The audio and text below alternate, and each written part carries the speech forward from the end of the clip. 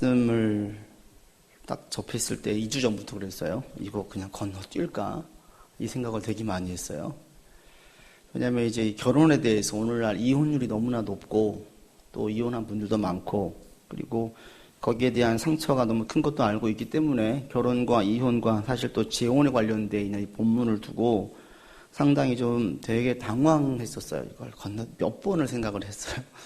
워낙 다양한 변수들이 있기 때문에 예를 들면 오늘 본문에 있는 그 결혼식 때의 본문 많이 이용하거든요. 하나님이 짝지어 주신 것을 사람이 나누지 못한다. 이 말씀만을 가지고 이야기한다면 모든 게 다 하나님 짝지어 주신 것이니까 그냥 사세요 라고 모든 사람에게 말할 수는 없거든요. 날마다 그 술과 도박으로 사는 남편을 두고 있는 아내에게 그냥 하나님 짝지어 주신 것이에요 라고 말할 수가 없고, 날마다 폭력을 행사하는 남편에게 그렇게 말할 수가 없고, 그 지난번에 보니까 어느 그 기사에 그게 나왔더라고요. 평생 깡패로 살았던 사람이 젊었을 때에 자기 아내를 어떻게 얻었냐면 그 지역 뭐 미인 선발 대회에서 1등한 여자를 자기 부하를 시켜다가 강제로 감금을 시킨 거예요. 벌써 한 70년 전에. 그리고는 집에 안 보낸 거예요. 그리고 나온 다음에 자기 아내로 삼아버렸어요. 그리고 지금 70 넘어가지고 고백하는 게 자기 아내한테 미안하다. 이런 거예요. 그 여인의 입장에서 선다면 그것이 어떻게 우리가 그냥 하나님이 짝지어 주시니까 사세요라고 말할 수 있어요? 못하죠. 일평생 여자의 마음 가운데 얼마나 많은 상처와 한이 있었겠습니까? 그래서 이런 얘기를 쉽게 못하는 거예요. 이 본문을 어떻게 해석을 해야 될까? 어떻게 해야 돼요? 너무 당황하고 난감한 부분이 많이 있어요. 그런데 너무 감사한 것은 제가 본문을 깊이 묵상하고 또 연구하고 알아보면 알아볼수록 이 본문은 단순히 결혼이 중요하다, 이혼 안 된다, 재혼 안 된다라는 식의 말씀이 아니었어요. 이게 이제 설교자의 기쁨인데 본문을 계속 묵상하다 보니까 결혼식 주례 때 많이 사용되어졌던 본문이 단순히 결혼해가지고 사시고 이혼 안 됩니다 라는 식의 포인트를 둔 말씀이 아니라는 것을 제가 알게 되고 너무 기뻤어요. 오늘 본문은 단순하게 그냥 사십시오, 하나님이 짝지어 주신 것입니다 라는 말씀이 아니라는 거예요. 그럼 어디에 초점을 두고 있느냐? 오늘 본문을 통해서 함께 풀어가면서 예수님이 어디에 초점을 두고 있는지를 함께 봤으면 좋겠습니다. 먼저 이 어디에 초점을 두고 있는지를 알기 위해서는 예수님께서 한마디로 말하면 이혼 불가예요. 이혼 불가라는 그 말씀에 대한 남자와 여자의 반응이 매우 다름에서부터 포인트를 찾아갈 수가 있어요. 당시 유대 남자들이 가지고 있는 이혼에 대한 보편적인 반응은 2절에 있습니다. 이들이 어떻게 보고 있는지 여러분 2절 보십시오. 바리새인들이 예수께 나와 그를 시험하여 묻되 뭐라고 얘기해요? 사람이 아내를 버리는 것이 옳습니까? 그래요. 이 사람은 누구겠어요? 당연히 남자겠죠. 남자가 여자를 버리는 것이 옳습니까? 그랬어요. 당시에는 남자가 여자를 버렸어요. 이혼이라는 것은 남자가 여자를 버리는 행위이지 여자가 남자를 버릴 수는 없었어요. 그러니까 이 당시에 유대인들이 가지고 있는 이혼에 대해서는 버린다라는 표현을 써요. 남자는 여자를 버릴 수가 있어요. 버릴 권리가 있어요. 거기에 비해서 여자는 버릴 수 있는 권리가 없어요. 거기서 끝나는 게 아니라 4절에 가보십시오. 뭐라고 얘기합니까? 모세는 이혼 증서를 써주어 버리기를 허락하였습니다. 그래요. 역시 이것도 버린다라는 표현을 쓰죠. 남자가 여자를 버리는 건데 누구까지 인용하냐면 모세까지 인용해요. 모세라는 인물은 이스라엘 백성들에게는 토를 달 수 없는 인물이죠. 모세가 그랬어. 그 얼마 전에 TV 보니까 어느 방송의 앵커가 그 브리핑에서 루신 이야기를 하더라고요. 루신. 중국의 3세대 작가의 대표격인 이 루신에 대해서 위아라는 작가가 자기 글에서 이런 얘기를 했어요. 어린 적 친구와 사소한 말다툼을 하다가 자기가 그 친구를 설복을 시켰는데 그때 한 말이 루신이 그렇게 말했어. 이 말로 설복을 시켰다라는 거예요. 루신이라고 하는 사람이 중국 사회에서 이런 존재라는 거죠. 이 사람이 말했어. 토를 못 따는 건데 유대인들에게 모세가 말했어 그러면 루신보다 훨씬 위인 거예요. 모세가 이혼 증서를 쓰면은 이혼할 수 있고 아내를 버릴 수 있다고 했어요. 이것이 그 당시 모든 유대 남자들이 가지고 있는 것이었어요. 때문에 이혼 절대 안 돼라는 얘기를 하면 남성의 입장에서 어떻게 했어요? 남성의 입장에서는 권리와 특권을 침해당한 느낌이에요. 이혼은 가능한 것이고 100% 가능한 것이고 이혼의 키는 누가 주고 있냐면 남자가 주고 있었어요.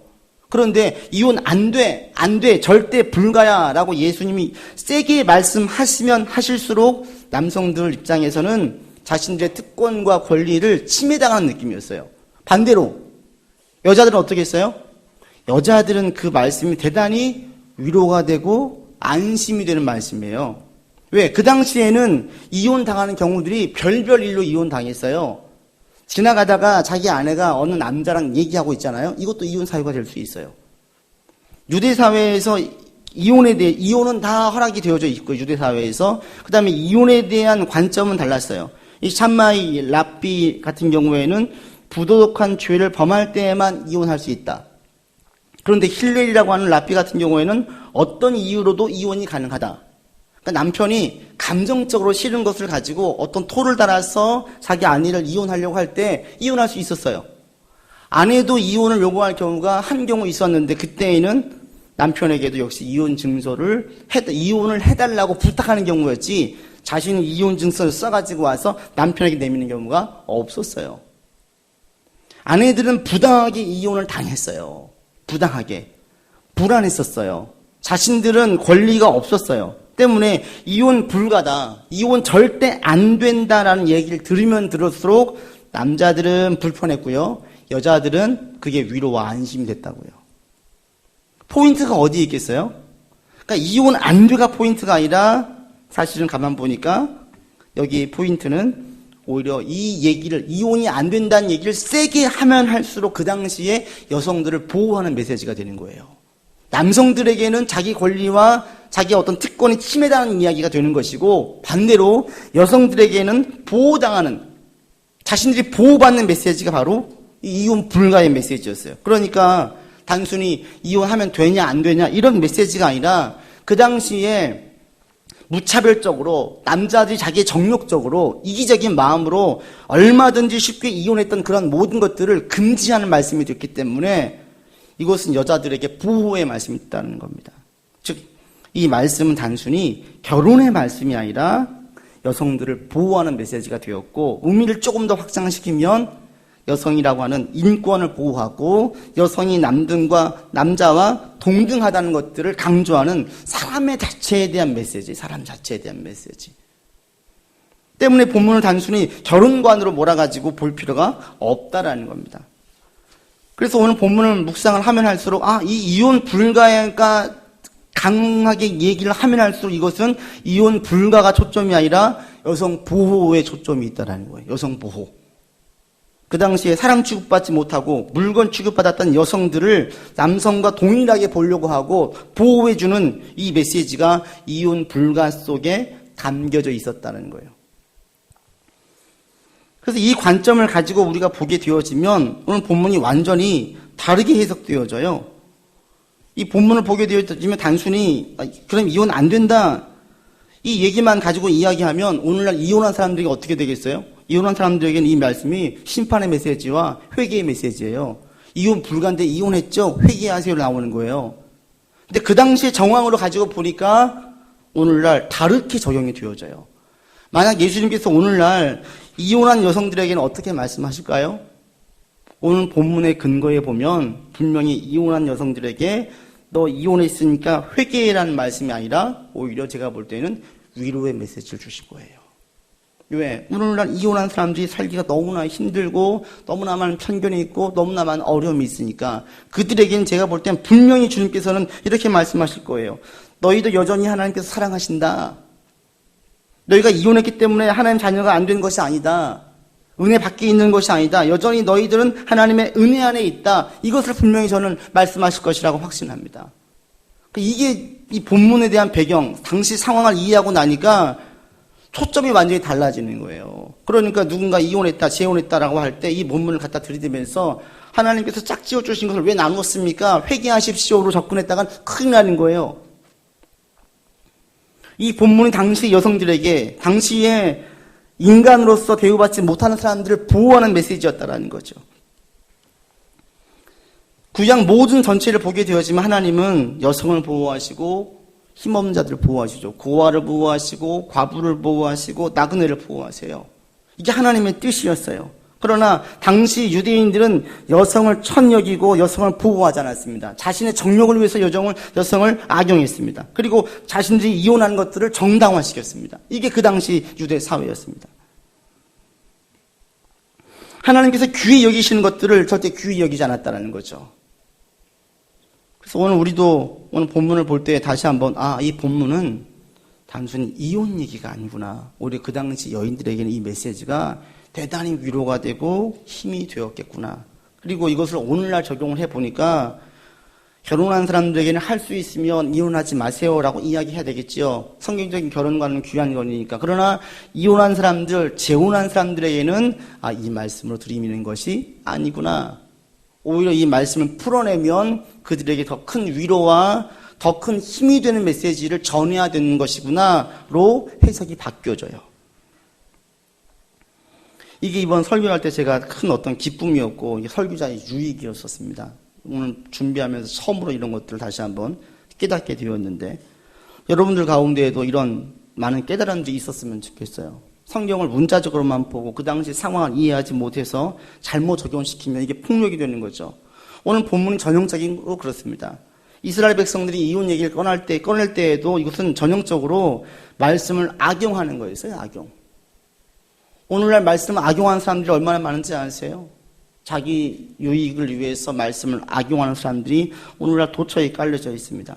그리고 오늘 본문에 나와 있는 유대인도 똑같이 그렇게 했어요. 하나님이 원하시는 것들은 이 여인들을 귀히 여기라는 거예요. 그런데 유대인들은 오히려 역으로 말씀을 악용해가지고 이 여인들을 함부로 대하고 있었어요.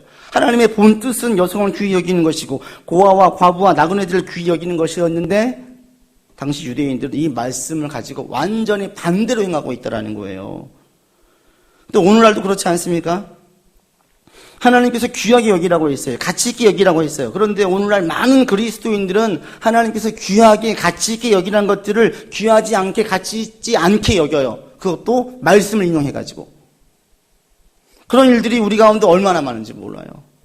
지금 유대인들이 똑같이 그 일을 하고 있고 이 이혼이라는 얘기는 당시 유대인들에게는 완전히 확실하게 피부로 와닿는 얘기였죠. 이혼 불가 이 얘기는 남편들에게는 엄청 불편했고 여자들에게는 너무나 기쁘고 위로가 되는 말씀이었다니까요.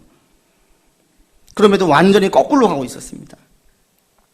그리고 이런 모습은 2000년 전 유대 사회나 오늘날 이 시대나 똑같아요. 말씀을 들이대면서 사람들을 정죄하고 판단하고 상처 주고 아프게 하고 완전히 하나님의 본래의 그 마음과는 다르게 엉뚱한 길로 가는 경우가 너무나 많이 있습니다. 오늘날 많은 이단들이 그렇고 근본주의 신학에 빠져 있는 자들이 그렇습니다.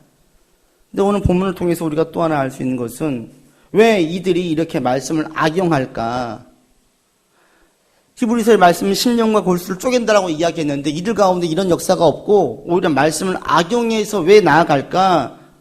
우리가 이런 것들을 오늘 본문을 통해서도 또 하나 알 수 있습니다. 한 가지, 이들이 왜 이렇게 하나님의 본뜻과는 다르게 행동을 합니까? 이 결혼관에 대해서 첫 번째는 아까 말씀드린 것처럼 2절에 있는 것처럼 사람이 아내를 버리는 것, 모세도 이렇게 이야기하는 것. 그 당시에 모든 남자들에게는 아내를 버리는 것이 남자들의 당연한 권리라고 여겼어요. 이혼 결정권은 남자에게 있었어요. 그리고 여자들도 이것을 당연히 받아들였어요. 이게 무엇을 얘기해요? 그 당시에 유대인들뿐 아니라 모든 사회에서 그렇죠. 여자는 물건이었어요. 남자는 주인이었어요. 우리나라도 그랬습니다. 조선시대 때 여자가 결혼하면 비녀했잖아요. 그 비녀의 뜻이 뭐예요? 난 주인이 있는 여자입니다. 이런 뜻이라는 거죠. 과거에는 남자가 주인이고 여자는 종이었어요. 여자는 물건이었어요. 이것이 그 당시 전체적인 가치였고 사회에 팽배져 있는 개념이었습니다. 근데 여기에 유대인들도 그대로 함몰되었어요. 즉 이들이 하나님의 본뜻과 완전히 다르게 가는 이유는 당시 시대의 철학과 가치에 그대로 매몰되었기 때문에 그래요. 거기에 비해서 예수님은 당시 시대의 철학과 가치에 완전히 위배되고 반대되는 의견을 내놓으셨어요. 즉 예수님은 그 당시 시대의 철학과 가치에 매몰되지 않았다라는 거예요. 이것이 예수님을 깨어있게 만들었고 하나님의 뜻을 따르게 했고, 반대로 유대인들은 그 당시의 철학과 가치에 매몰되었기 때문에 하나님 뜻과는 반대로 갔다라는 겁니다. 모든 사람들이 다 당연하게 여겼어요. 그런데 예수님은 그것이 당연하지 않다라는 거예요. 예수님의 결혼과는 당시 모든 사람들에게 반대되는 것이었고, 모든 사람들이 동의하는 것에 대해서 예수님은 노라고 얘기했어요. 우리 그런 얘기 많이 들었잖아요. 모두가 예스 할 때 노라고 할 수 있는 힘. 근데 모두가 예스라고 할 때 우리가 어떤 착각에 빠져요? 모두가 예스라고 이야기하면 그것이 옳다라는 착각에 빠져요, 가끔씩. 모두가 예스라고 하니까 나도 예스라고 해도 되겠지, 이런 생각을 가지게 되어져요. 근데 그것이 곧 하나님의 뜻과는 반대되는 길로 가게 한다라는 겁니다. 이 세상을 알면 알수록 그럴 수밖에 없어요. 세상은 누가 주고 있습니까? 사탄이 정사와 권세를 주고 있다고 했어요. 사탄의 뜻은 하나님의 뜻과 반대로 가는 거예요. 때문에 세상의 대다수의 사람들이 하고 있는 그 뜻을 따라가다 보면 어느 순간 하나님을 대적하는 일을 하고 있는 겁니다. 하나님의 뜻을 따를 때에는 순간순간 세상의 가치와 철학에 매몰되지 않아야지만이 하나님의 뜻을 따를 수가 있어요. 세상에 매몰되어지면 하나님의 뜻을 따를 수가 없어요. 하나님의 뜻과는 반대로 가게 되어지지요. 예수님은 이 세상의 철학과 가치에 매몰되지 않았기 때문에 하나님의 본 메시지를 분명하게 선포할 수 있었습니다. 오늘날 우리에게 필요한 것이 바로 이 부분입니다. 여러분을 통해서 하나님의 본 뜻이 실현되기 위해서는 첫 번째 우리에게 필요한 게 뭐냐면 이 시대의 사상과 가치에 매몰되지 않는 거예요. 매몰되지 않기 위해서 한 발짝씩 가끔씩 떨어져서 자신을 보는 거예요. 모든 사람이 다 가는 것에 대해서 가만히 있으면 나도 모르게 은연중에 거기에 동화되어져 가지고 따라가게 되어져 있습니다. 그런데 거기서 한 발짝 물러나서 있으면 이제 우리가 분별할 수 있는 거죠. 과거 우리나라 사람들 여행을 잘 안 다녔을 때 이번에도 여행 이번 주 피서철이어서 완전히 여행 많이 다니더라고요. 과거에 우리나라 사람들은 우리와 다른 것들을 다 틀린 것이라고 생각을 했죠. 지금은 그런 게 많이 없어졌어요. 다른 건 다른 거예요. 틀린 게 아니에요. 왜 그래요? 제가 볼 때 큰 이유 중에 한 가지는 해외여행을 많이 다녀서 그래요. 여행을 다니다 보니까 우리와 다른 사람들 너무나 많이 봤어요. 우리가 항상 이것은 표본이고 절대라고 생각했던 것들이 절대가 아니에요. 상대적인 거죠. 그래서 사고가 열리게 되어지고 늘 고수하는 어른들의 삶의 방식을 굳이 고수하지 않는 사람들이 많아졌어요. 이건 저는 좋은 면이라고 생각하는데 신앙에서도 이것이 제가 볼 때는 반드시 필요합니다. 모든 사람들이 다 옳다고 이야기하는 것, 다 따라가는 것을 아무 생각 없으면 그냥 같이 따라가요. 근데 거기에 대해서 우리가 따라가다 보면 나도 모르는 사이에 그 당시에 철학과 가치에 내가 어느 순간에 함몰되어져 있어요. 같이 편승해서 가고 있는 거예요. 그런데 한참을 가다 보면 그게 하나님의 뜻과는 반대로 가고 있어요. 이혼된대. 여성의 인권을 막 유린하면서도 이것을 합리화시키는 것과 똑같은 거죠. 이건 다 이렇게 하고 있어. 이건 죄가 아니야. 이건 문제가 안 돼. 하고 있는데 가만 그 삶을 들여다보니까 하나님의 뜻과는 완전히 반대로 가고 있는 거예요. 이것이 성경적인 말로 하면 영적인 분별력이에요. 영적인 분별력. 이 세대를 분별할 수 있는 힘이 여러분과 제 가운데에 반드시 있어야만 합니다. 왜? 앞서 말씀드린 듯이 세상의 흐름은 하나님의 뜻과 반대로 가기 때문에.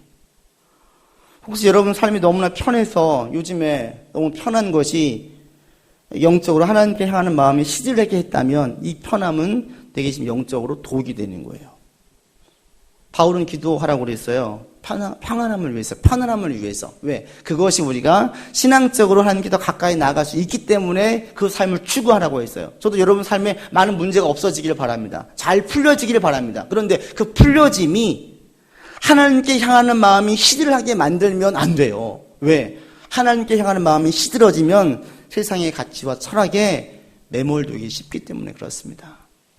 삶은 안정적이되 내 영은 깨어 있어야 되는 거예요. 분별할 수 있는 힘은 계속 키워야 되는 거예요. 우리 여러분 모두가 다 이 시대와 주변 상황을 분별할 수 있는 영적인 분별력을 갖출 수 있기를 바랍니다. 그래야 우리가 살아갈 때에 함몰되지 아니하고 하나님 뜻과는 반대되는 길로 가면서 나는 지금 잘 가고 있어 라는 착각에 빠지지 않을 수 있기 때문에 그렇습니다. 모두가 예스하면서 막 따라갈 때엔 나에게도 그것이 쉽게 예스라고 말하는 함정이 빠지지 않기를 바랍니다. 그래서 이 세대를 분별할 수 있는 힘, 어떤 현상들에 대한 바라볼 수 있는, 제대로 꿰뚫어 볼 수 있는 통찰력, 이런 것들이 여러분들 가운데 반드시 있어야 돼요. 그리고 이런 부분들이 더 커지기를 바랍니다. 그래야 하나님 뜻에 어긋나지 않게 바르게 갈 수 있기 때문에 그렇습니다. 그래서 오늘 본문에서 첫 번째 우리에게 알 수 있는 것은 이 시대에 왜 이들이 이렇게 악용했느냐. 당시 시대의 철학과 가치에 이들이 함몰되었기 때문에. 그리고 우리에게 역으로 말하면 할 수 있는 한 가끔씩 한 발씩 떼어서 사람들과 내가 어떻게든 더 동화될까가 아니라 한 발씩 떨어져가지고 자꾸 분별해 보아야 되겠다. 이런 마음들을 여러분들이 좀 가질 수 있기를 바랍니다. 그리고 이런 것들을 가지기 위한 가장 좋은 게 뭐예요?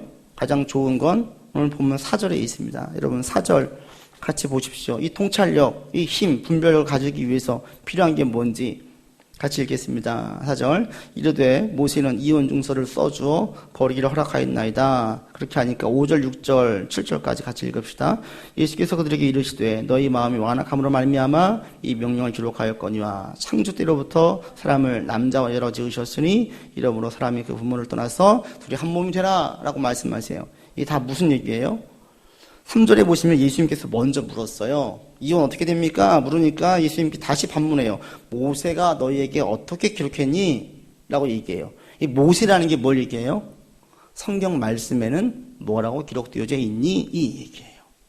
예수님께서 세대에 동화되지 않기 위해 택하신 것은 말씀이었어요. 말씀에는 뭐라고 기록되어져 있니? 이거예요. 성경은 무엇이라고 말하니? 이거예요. 그러면 한 가지 의문이 생기는 게 그 당시 서기관들이나 그 당시 말씀을 가까이 하는 사람들이 없었습니까? 있었어요. 서기관들은 때마다 말씀을 가르쳤어요. 그럼에도 불구하고 그들에게는 이런 분별력을 가지지 못했습니다. 시대의 그 당시 상황이 함몰되어 버렸습니다. 왜 그래요? 그들도 말씀을 가까이 했는데 그들은 말씀을 통해서 자기 욕심을 채우려고 했어요. 자기 개인적인 이해관계 속에 얽혀서 말씀을 보았어요. 말씀 자체로 자신을 돌아보는 것이 아니라 말씀을 본질로 해서 보는 것이 아니라 자기 이해관계 속에서 말씀을 재해석한 거예요. 오늘 본문의 6절에 예수님께서 말씀하십니다. 창조 때로부터 얘기하면서 그들이 가지고 있는 모세의 말씀에 대한 이혼관을 완전히 바꾸세요. 5절 예수님께서 말씀하세요. 모세가 이혼서 써주기라고 했다고. 그것은 이혼을 허락하는 것, 이혼을 좋게 보는 것이 아니라 너희 마음이 완악하기 때문에 그래.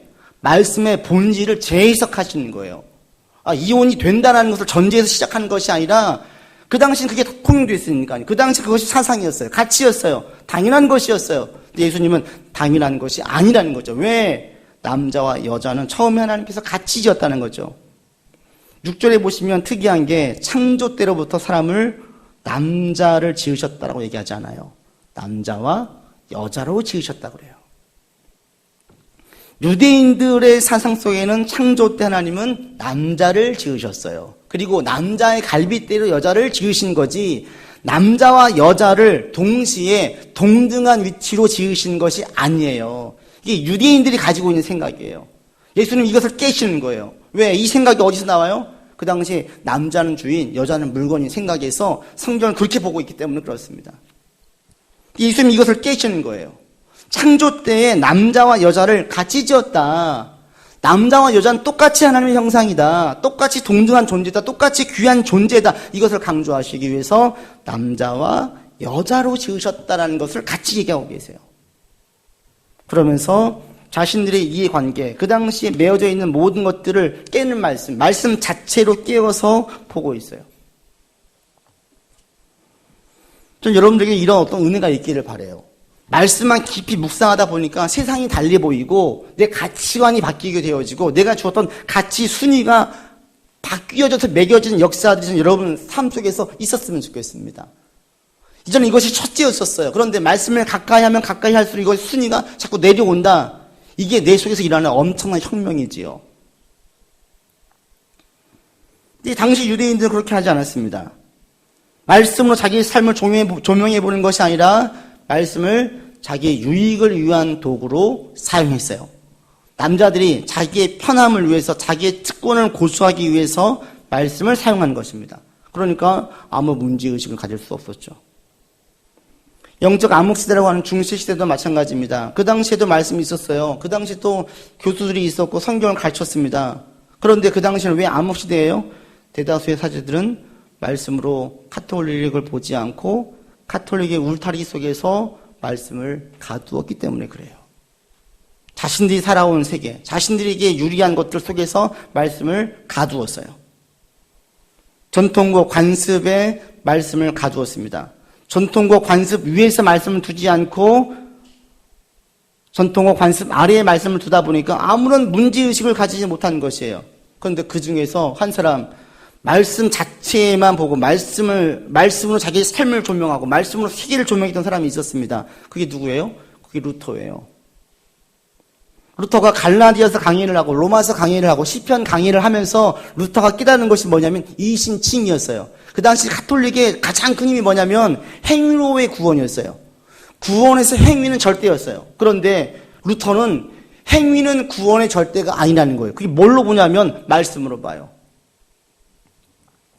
행위가 구원에서 비껴난다는 것은 이것은 엄청난 타격이에요. 유대인들에게는 면죄부 발행이 안 되는 거예요. 면죄부가 발행이 안 되면 돈을 못 벌어요. 큰 수익을 포기해야 되는 거예요. 그 당시에 많은 교수들, 신학 교수들은 다 이 세계에 함몰되어져 있었는데 루터는 갈라디아서 강의를 통해서 시편 강의를 통해서 말씀을 통해서 지혜 조명해 본 거예요. 말씀 자체로. 그러자 이것이 완전히 바뀌어져 버렸습니다. 오늘 예수님도 마찬가지입니다. 모세에 대한 이야기할 때 앞서 말씀드린 것처럼 너희의 마음이 완악하니까 이혼증서를 쓰라고 한 것이지 이혼을 정당하고 합리화하려고 한 것이 아니다.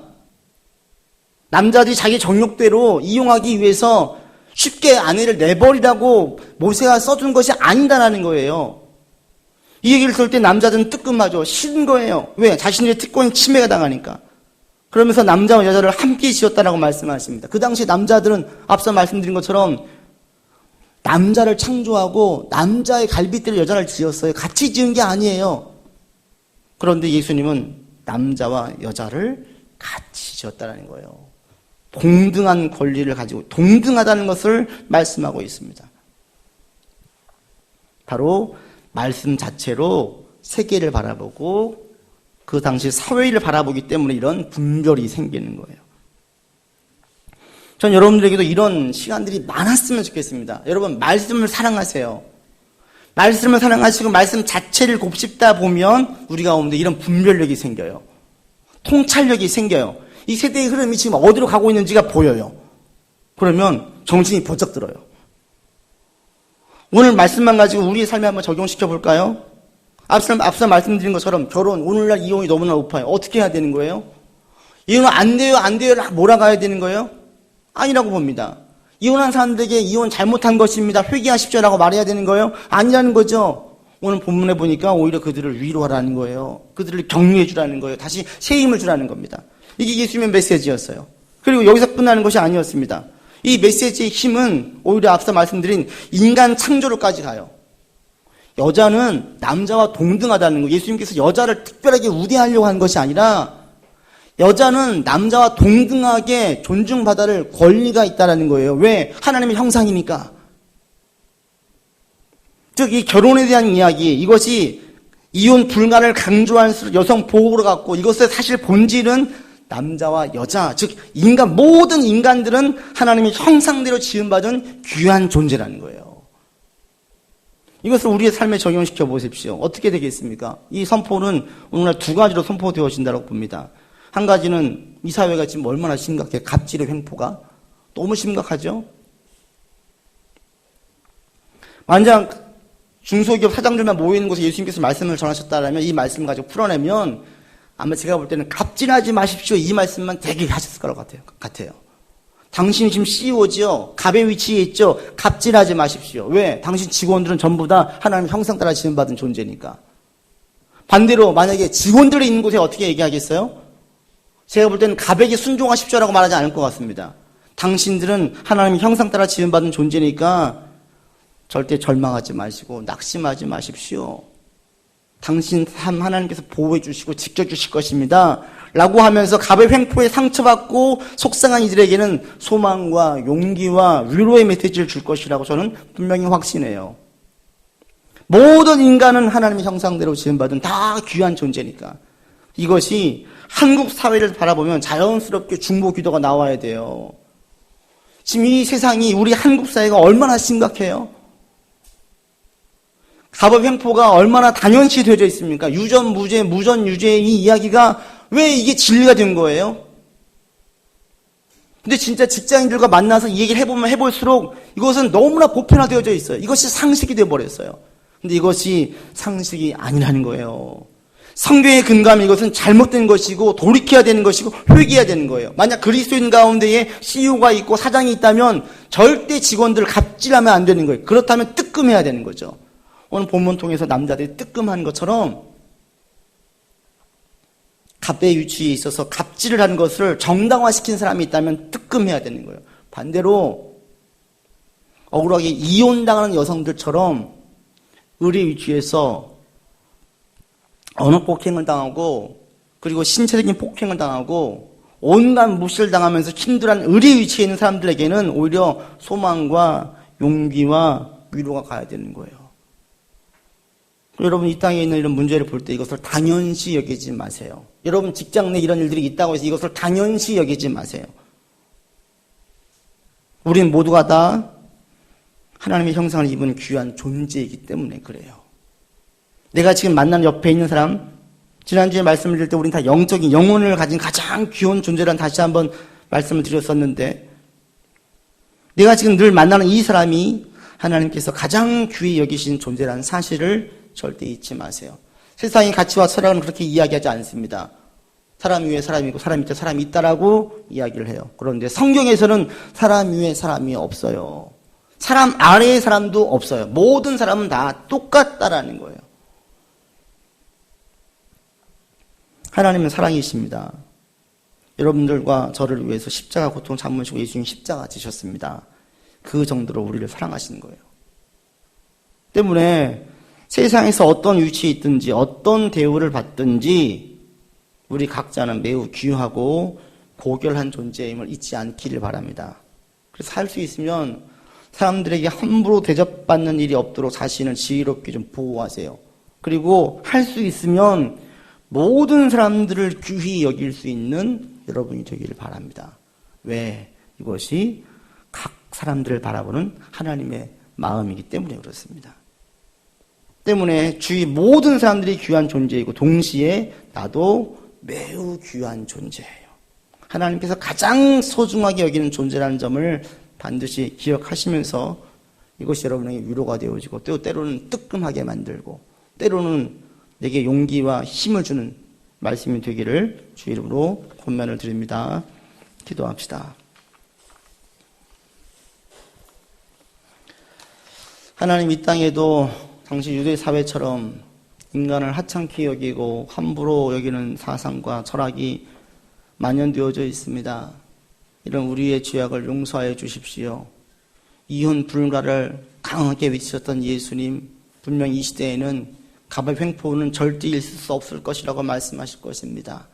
하나님, 우리는 절대로 사람 위에 사람을 두거나 사람 아래에 사람을 두는 횡포를 저지른 자가 되지 않도록 하여 주시옵소서. 이 땅의 사회가 어떻게 흘러가고 이 땅의 지혜라고 말하면서 흘러가는 것들이 어떤 것이라 할지라도 거기에 동화되지 않게 하시고 이 세대를 분별할 수 있는 힘과 능력을 우리 가운데 더하여 주시옵소서. 때로는 우리가 갑의 위치에 서게 되어지고 또 때로는 우리가 을의 위치에 서게 되어집니다.